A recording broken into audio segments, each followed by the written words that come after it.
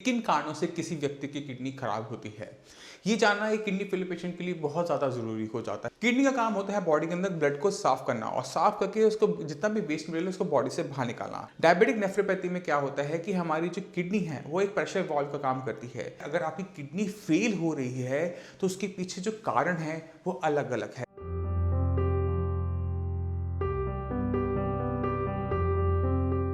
नमस्कार, मेरा नाम है डॉक्टर पुरुधमन और आज इस वीडियो में हम बात करने वाले हैं किडनी फेलियर के कॉजेज के बारे में कि किन कारणों से किसी व्यक्ति की किडनी खराब होती है।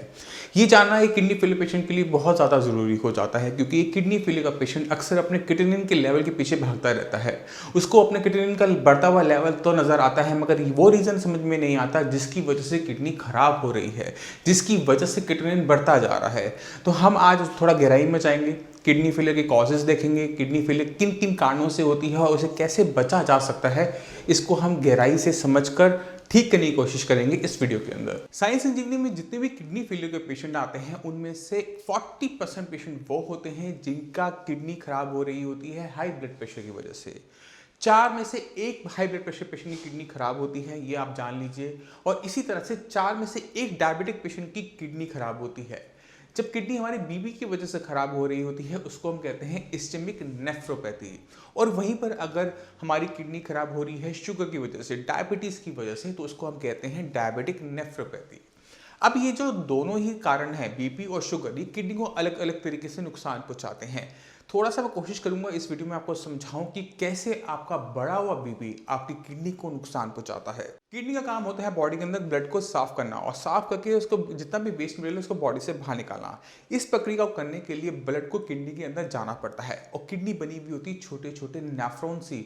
और ये जो नेफ्रॉन्स होते हैं जिसको हम किडनी के अंदर छानने वाली छन्नी कहा जाता है, ये छोटे छोटे सेल से बनी हुई होती है।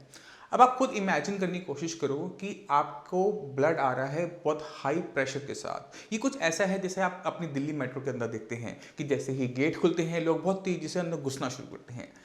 जब ये प्रक्रिया रोज रोज होती है, जो कोने के सेल्स होते हैं जिनको सबसे ज़्यादा प्रेशर को संभालना पड़ता है, सहना पड़ता है, टक्कर लेनी पड़ती है, तो बार बार वहाँ पर एक ही जगह पर हर सेकंड टक्कर होने की वजह से वहाँ के जो सेल्स है, वहाँ का जो टिश्यू है वो हार्ड होना स्टार्ट हो जाता है, स्क्लेरोस्ड होना शुरू हो जाता है। तो जैसे जैसे वो हार्ड होता चला जाएगा वो अपने फंक्शंस को खोता चला जाएगा और जैसे जैसे उसके फंक्शन कम होते चलेंगे किडनी की खून साफ करने की जो क्षमता है वो डाउन होनी शुरू हो जाती है। फिर क्या होता है, जो बॉडी के अंदर वेस्ट मटेरियल बन रहा है, चाहे वो यूरिया हो चाहे वो क्रिएटिनिन हो, वो किडनी से प्रॉपर तरीके से फिल्टर होकर बाहर नहीं जा पाता, वो बॉडी में बना रहता है और वो आपको दिखाई देता है अपनी रिपोर्ट्स के अंदर, KFT रिपोर्ट के अंदर। डायबिटिक नेफ्रोपैथी में क्या होता है कि हमारी जो किडनी है वो एक प्रेशर वाल्व का काम करती है। जैसे ही हमारी बॉडी में हमारे ब्लड के अंदर शुगर के लेवल 180 को क्रॉस करते हैं तो किडनी क्या करती है, किडनी अपने वॉल्व्स खोल देती है शुगर के लिए कि शुगर को अपने यूरिन के थ्रू बाहर जाने दो, बॉडी के अंदर शुगर के लेवल्स डाउन हो जाने दो, वरना मेरे बाकी जो ऑर्गन्स हैं, ब्रेन है, हार्ट है, लंग्स है, उन पर इफेक्ट आना शुरू हो जाएगा। तो इस प्रक्रिया को अगर किडनी को रोज़ रोज़ करना पड़ता है, ये मेहनत रोज़ रोज़ करनी पड़ती है और उस माहौल के अंदर जहाँ पर ब्लड के अंदर पहले ही बहुत ज़्यादा शुगर है, तो दो दिक्कत हुई ना, एक तो ज़्यादा काम और ऐसे इन्वायरमेंट के अंदर जहाँ पर उसके लिए फेवरेबल नहीं है। क्योंकि डायबिटिक पेशेंट जो भी होते हैं उन सबको पता है कि हाई शुगर लेवल का इफेक्ट, बुरा इफेक्ट ना सिर्फ आपकी किडनी पे पड़ता है बल्कि आपके हार्ट पे पड़ता है, वो कमज़ोर होना शुरू हो जाता है, आपकी आइज़ कमज़ोर होनी शुरू हो जाती है क्योंकि हाई शुगर लेवल की वजह से हमारी जो बॉडी की सेल्स हैं उन्हें दिक्कत महसूस होती है। तो 40% केसेस कौन से हुए, हाई ब्लड प्रेशर की वजह से किडनी खराब होने वाले। फिर 40% पेशेंट वो हुए जिनकी किडनी खराब हो रही है शुगर की वजह से। मगर जो बाकी 20% पेशेंट होते हैं उनके अंदर 3 बीमारियां आती हैं। पहली है नेफ्रोटिक सिंड्रोम, दूसरी है आपकी पॉलीसिस्टिक किडनी, तीसरी है IG नेफ्रोपैथी। इनको भी थोड़ा सा फटाफट समझ लेते हैं जिससे हमें किडनी फेलियर के बारे में थोड़ी सी और गहराई से जानकारी हो जाए। तो हमने पहले बात की नेफ्रोटिक सिंड्रोम की। नेफ्रोटिक सिंड्रोम अक्सर बच्चों में देखा जाता है। बच्चों में क्या देखा जाता है कि जब बच्चे यूरिन करते हैं तो उसमें बहुत ज़्यादा झाग बनती है, प्रोटीन अपनी बॉडी से बाहर जा रहा होता है। अब एक बच्चे के अंदर जहाँ बच्चे ने ग्रोथ लेनी है वहाँ पर उसके लिए चाहिए प्रोटीन, कच्चा माल है, बिल्डिंग मटीरियल है। अब उसकी बॉडी में जो प्रोटीन है वो यूरिन के थ्रू बाहर चला जाएगा तो बॉडी के अंदर प्रोटीन की अमाउंट कम हो गई। इसी वजह से जो बच्चे की जो ग्रोथ होती है, पहली चीज़ वो रिटार्डेड होती है, यानी बच्चा और भी कंपैरेटिव में थोड़ा स्लो ग्रो कर रहा होता है या बहुत कम ग्रो कर पाता है। बच्चे की एज हो सकता है कि 8 साल हो बट वो लगेगा 5 साल का, 4 साल का, क्योंकि उसकी ग्रोथ प्रॉपर तरीके से नहीं हो पा रही, पहला सिम्टम। दूसरा सिम्टम यूरिन के अंदर बहुत ज़्यादा झाग आना। तीसरा सिम्टम हमारे ब्लड के अंदर जब प्रोटीन होता है तो वो इनहिबिट करता है कोलेस्ट्रॉल की फॉर्मेशन को। मगर जैसे जैसे हमारी बॉडी के अंदर प्रोटीन कम होना शुरू हो जाता है, कोलेस्ट्रॉल की जो अमाउंट है हमारे ब्लड के अंदर वो बढ़नी शुरू हो जाती है। इसी वजह से हाइपरलिपिडीमिया यानी ब्लड के अंदर कोलेस्ट्रॉल की मात्रा का ज़्यादा होना ऐसे बच्चों के अंदर देखा जाता है। क्योंकि प्रोटीन जब हमारी बॉडी में होता है तो वो पानी की अमाउंट को भी कंट्रोल करता है, और जैसे जैसे बॉडी के अंदर प्रोटीन की अमाउंट कम होनी शुरू हो जाती है वैसे वैसे पानी इकट्ठा होना शुरू हो जाता है, प्रोटीन की जगह लेना शुरू करता है। तो बच्चों के पैरों के आसपास, फेस के ऊपर आपको देखने को मिल सकती है स्वेलिंग। अब इसके पीछे होने का वाला जो कारण है वो आज से किसी भी डॉक्टर को सही तरीके से नहीं पता, मगर जितने भी पेशेंट, जितने भी बच्चे आते हैं साइंस इंजीनियरिंग में, उनके अंदर एक हिस्ट्री में ज़रूर देखने को मिलती है, वो है कफ सिरप का लंबे टाइम तक यूज़ करना। छोटे बच्चे बीमार ज़रूर पड़ते हैं, खांसी जुकाम एक कॉमन दिक्कत है, और अक्सर उनमें ऐसी कुछ दवाइयाँ दी जाती हैं, एलोपैथिक दवाइयाँ दी जाती हैं जो कि कफ के लिए तो अच्छी होती हैं मगर किडनी के लिए हार्मफुल होती हैं। तो जब भी जब पेशेंट आता है नेफ्रोटिक सिंड्रोम का, तो एक सवाल हम ज़रूर पूछते हैं कि बच्चे को कहीं आपने एलोपैथिक मेडिसिन खांसी की लंबे टाइम तो नहीं दी। तो अगर आपका बच्चा नेफ्रोटिक सिंड्रोम से ग्रसित है, प्रोटीन ज़्यादा लॉस कर रहा है, तो अपने आप से एक बार ये सवाल ज़रूर करना। ये एक बहुत बड़ा कारण है आज की डेट में कि नेफ्रोटिक सिंड्रोम इतनी कॉमनली देखने को मिल रहा है बच्चों के अंदर। और भी बहुत सारे कारण होते हैं मगर ये एक मेजर कारण बनकर सामने आता जा रहा है। अब चलते हैं आईजी नेफ्रोपैथी के अंदर। आईजी नेफ्रोपैथी क्या है? आईजीए नेफ्रोपैथी, इसके अंदर हमारी बॉडी, हमारी इम्यूनिटी का एक हिस्सा होता है आईजी इम्यूनोग्लोबिन। अगर ये इम्यूनोग्लोबिन आपकी किडनी की नेफ्रॉन्स जो मेम्ब्रेन की तरह काम करते हैं, आरो मेम्ब्रेन की तरह काम करते हैं, उस पर जाकर डिपॉजिट होना शुरू हो जाते हैं, तो वहाँ पर जाकर वो अपना एक इम्यून रिएक्शन, जो उनका काम है इम्यून रिएक्शन को स्टार्ट करना, वो कर देते हैं। अब वहाँ पर होता क्या है कि बिना वजह वहाँ पर इन्फ्लेमेशन यानी सूजन आ जाती है। अब इसको, किडनी को समझो कि वो घर में लगे हुए आरओ की एक मेम्ब्रेन है, इसको मानो कि आप मेम्ब्रेन है। अब इस पर आईजी इम्यूनोग्लोबिन डिपॉजिट होने शुरू हो गए। जब यहाँ पर डिपॉजिट हुए तो यहाँ पर एक इन्फ्लेमेटरी रिएक्शन स्टार्ट हुआ और ये जो मेम्ब्रेन है ये इन्फ्लेम, सूजनी शुरू हो गई। उससे क्या हुआ, ये सूज गई। मगर अगर ये स्वेलिंग लंबे टाइम तक बनी रहती है तो ये जो टिश्यू है, जो मेम्ब्रेन है, जो नेफ्रॉन्स हैं, वो स्क्लेरोज्ड, हार्ड होना शुरू कर देते हैं क्रॉनिक इन्फ्लेमेशन की वजह से। क्योंकि सूजन जो है काफ़ी लंबी पुरानी हो चुकी है, तो जो वहाँ के सेल्स हैं उन्होंने अपने अंदर बदलाव करना शुरू कर दिया। जब भी इन्फ्लेमेशन किडनी के अंदर होती है, नेफ्रॉन्स पर होती है, तो क्या होता है कि प्रोटीन का लॉस बहुत ज़्यादा अमाउंट में देखा जाता है। ये आपको डायबिटिक पेशेंट के अंदर भी मिलेगा, ये आपको इस्केमिक पेशेंट के अंदर भी मिलेगा, ये आपको नेफ्रोटिक सिंड्रोम के अंदर भी मिलेगा, ये आपको आईजीए नेफ्रोपैथी के अंदर भी मिलेगा, और पॉलीसिस्टिक किडनी के अंदर भी मिलेगा। जब जब किडनी के अंदर नुकसान चल रहा है, इन्फ्लेमेशन है, वहाँ पर आपको प्रोटीन लॉस यूरिन के अंदर देखने को मिलेगा ही मिलेगा। तो ये हमें बताता है कि किडनी की कंडीशन अभी क्या चल रही है, क्या स्टेटस है उसका। अगर प्रोटीन लॉस बहुत ज़्यादा आ रहा है यानी किडनी की कंडीशन बहुत ज़्यादा खराब है, अंदर इन्फ्लेमेशन ज़्यादा है, इसको आप 4+ कंसिडर कर सकते हो। इसी तरह से अगर आपका प्रोटीन लॉस कम हो रहा है यानी किडनी के अंदर कंडीशन बेटर होती जा रही है। अगर आपका प्रोटीन लॉस यूरिन के अंदर नील आ रहा है या ट्रेसिस आ रहा है, तो आप ये मान के चल सकते हैं कि जो किडनी के अंदर नुकसान है, जिसकी वजह से आपके लेवल तेज़ी से बढ़ते जा रहे हैं, वो अब ख़त्म होते जा रहे हैं या ख़त्म हो चुके हैं।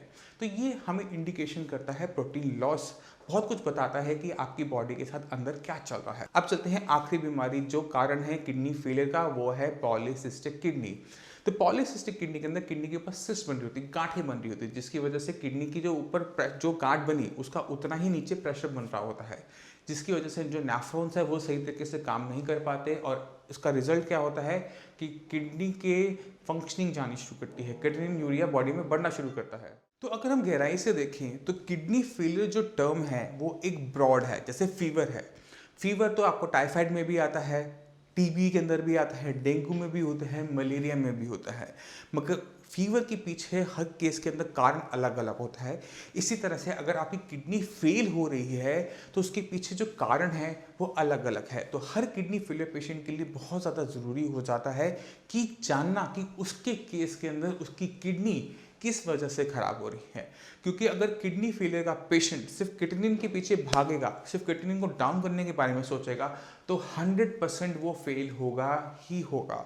अगर एक किडनी फेलियर का पेशेंट चाहता है कि उसकी किडनी बची रहे, किडनी की फंक्शनिंग बढ़े, क्रिएटिनिन का लेवल, यूरिया का लेवल डाउन हो, ब्लड साफ हो, तो पेशेंट को सबसे पहले उस बीमारी को जानना है जिसकी वजह से किडनी खराब हो रही है। आप खुद इमेजिन करो कि आपकी किडनी खराब हो रही है, आप अपनी रिपोर्ट में क्रिएटिनिन बढ़ता हुआ देखते हो और सिर्फ क्रिएटिनिन को डाउन करने के बारे में सोच रहे हो, और आपका जो ब्लड प्रेशर बढ़ा हुआ है जिसकी वजह से किडनी खराब हो रही है, आप उसके बारे में सोच नहीं रहे। ब्लड प्रेशर आपका ज़्यादा है और आप क्रिएटिनिन को डाउन करने के लिए आप डाइट को यूज़ कर रहे हो, मेडिसिन यूज़ कर रहे हो, और रिजल्ट क्या होगा? रिजल्ट वही होगा जो सबको मिलता है कि लेवल फिर भी बढ़ते चले जाएंगे। तो किडनी फेलियर के पेशेंट के लिए हर एक चीज़, हर जो बारीकी छोटी छोटी चीज़ें होती हैं जो एक डॉक्टर को पता होती हैं, जो वो डॉक्टर के पास पूछने आता है, डॉक्टर से जानने आता है, जो जिस चीज़ को ढूंढता हुआ गूगल पे जाता है, यूट्यूब पे जाता है, उसको वो चीज़ें पता होनी चाहिए। जितनी गहराई से आपको ये छोटी छोटी बारीकियां पता होंगी किडनी फेलियर के कारणों के बारे में, सिम्टम्स के बारे में, तो आप उसको उतनी बेटर तरीके से कंट्रोल कर पाओगे, अपनी डाइट को मैनिपुलेट कर पाओगे, डाइट को आप चेंज कर पाओगे और अपने अंदर वो चेंजेस जो आप देखना चाहते हो कि आपके kidney level, urea level down हो, वो आप देख पाओगे। अब किडनी फेल में अगर आपको पता लग गया है कि आपकी किडनी फेल के पीछे क्या कारण है, ट्रीटमेंट उसी हिसाब से चलता है। अगर आपकी किडनी खराब हुई है बीपी की वजह से, तो बीपी पे सबसे पहले काम किया जाएगा। किसी भी तरीके से आपके बीपी को कंट्रोल में लेकर आया जाएगा, नहीं तो किडनी कॉन्टिन्यूसली फेल होती चली जाएंगी, आपके लेवल बढ़ते चले जाएंगे। इसी तरह से हमें ध्यान रखना पड़ता है डायबिटीज़ का, इसी तरह से ध्यान रखना पड़ता है उस सिस्ट का जिसकी वजह से आपकी किडनी के फंक्शनिंग पर असर पड़ रहा है। इसी तरह से हमें ध्यान रखना पड़ता है आपकी इम्यूनिटी का, जिसकी वजह से आपकी किडनी खराब हो रही है।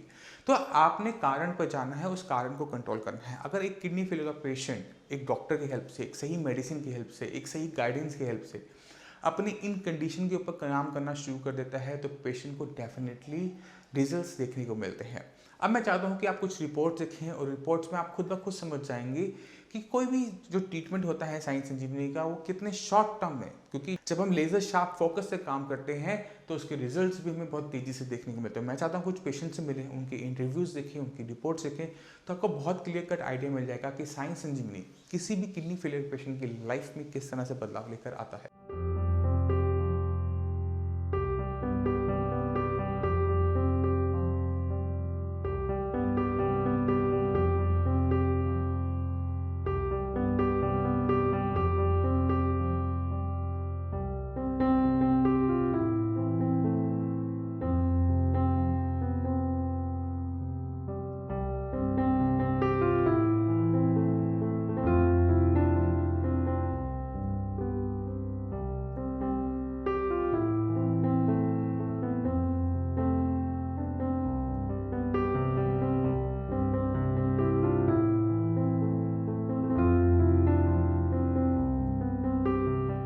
तो चलिए चलते हैं अब संदीप जी से पूछते हैं कि साइंस इंजीनियरिंग का एक्सपीरियंस कैसा रहा।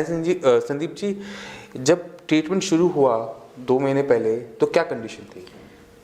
सांस चढ़ती, सांस फूलती थी और 1-2 कदम भी चला नहीं जाता था। अच्छा। और उल्टियाँ आती थी। उल्टियाँ आती नहीं थी बट मन करता था कि और क्या दिक्कत महसूस करते थे? फीवर आ जाता था, उठा नहीं जाता था और पैरों में दर्द रहता था। डायलिसिस कितनी बार करवा रहे? डायलिसिस 2 बार करवाता था। और कितने टाइम से करवा रहे थे? पिछले 5-6 महीने से डायलिसिस पे 6 महीने से आप डायलिसिस पे थे और हफ्ते में 2 बार आपका डायलिसिस होता ही होता था। 2 बार होने के बावजूद भी मतलब इतनी अच्छी सेहत नहीं रहती थी। उस टाइम में आपका क्रिएटिनिन लेवल क्या था डायलिसिस करवाने के बाद भी 11 था। 11 के आसपास था। अब साइंस इंजीनियर से ट्रीटमेंट लेते हुए कितना टाइम हुआ? साइंस इंजीनियर से ट्रीटमेंट मैंने 2 महीने हो गए। 2 महीने में क्या? 2 महीने में मेरा क्रिएटिनिन अब 7 आ गया है।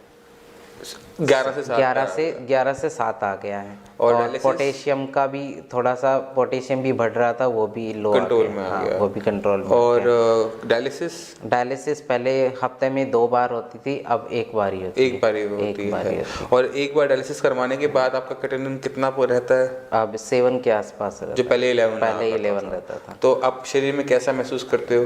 बिल्कुल, अभी थोड़ी फुर्ती है और पहले से तो मैं बहुत पैदल भी चले, 4 किलोमीटर भी चल लेता हूँ। चल ऐसे, लेते हो, हाँ, शरीर में चल ताकत लेता हूँ। आनी शुरू हाँ, हो ताकत गई। है। तो मैं उम्मीद करता हूँ इस वीडियो से आप काफ़ी कुछ समझ गए, किडनी फेल के कारण को समझ गए कि किडनी फेल किन किन कारणों से देखने को मिलती है, क्या क्या वजह रहती है, कैसे कैसे आपकी किडनी को नुकसान पहुँचता है। फिर भी आपके माइंड में कोई भी डाउट हो, कुछ भी पूछना चाहते हो, तो आप नीचे दिए हुए नंबर पर कॉल करके साइंस संजीवनी के डॉक्टर से फ्री ऑफ कॉस्ट कंसल्टेशन ले सकते हैं। आप अपॉइंटमेंट लेकर मुझसे भी आकर मिल सकते हैं। अब इसी के साथ आपसे चलने की आगे चाहूँगा। मिलते हैं अगली वीडियो में, तब तक के लिए धन्यवाद।